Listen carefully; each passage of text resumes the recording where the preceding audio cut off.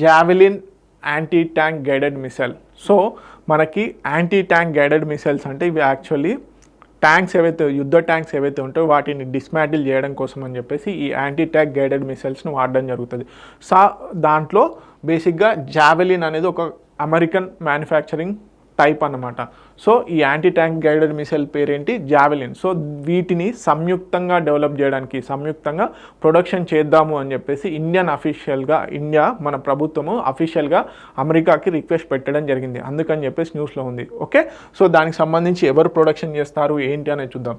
India has submitted A formal request to the United states for production of javelin anti tank guided missiles ఏవైతే ఉన్నాయో వాటి కోసం అని చెప్పేసి. అదేవిధంగా వీటి టైప్ ఏంటి అంటే మ్యాన్ పోర్టబుల్, అంటే ఈజీగా ఒక మనిషి వాటిని తీసుకెళ్ళగలరు. అండ్ ఫైర్ అండ్ ఫర్గెట్ మోడ్లో ఉండడం జరుగుతుంది. మీడియం రేంజ్, సో లాంగ్ రేంజా షార్ట్ రేంజా అని అడిగే ఛాన్సెస్ ఉన్నాయి. Medium range anti tank weapon system ఇది.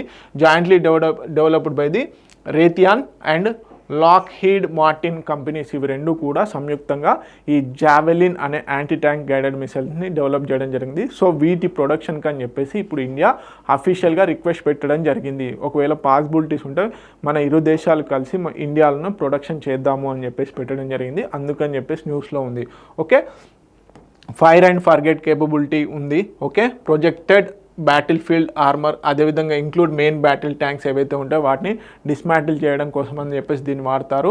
అదేవిధంగా top attack and direct attack multi ఓరియంటల్లో దీన్ని యూజ్ చేసుకోవచ్చు అనమాట. అంటే బేసిక్గా పైనుంచి అటాక్ చేసుకోవచ్చు, లేకపోతే డైరెక్ట్గా కూడా అటాక్ చేసుకునే ఛాన్సెస్ ఉన్నాయి ఈ యాంటీ ట్యాంక్ గైడెడ్ మిసైల్స్తోని. ఓకే, సో తెలుగు మీడియం అభ్యర్థులు ఎవరైతే ఉన్నారో ప్లీజ్ నోట్ ఇట్ డౌన్.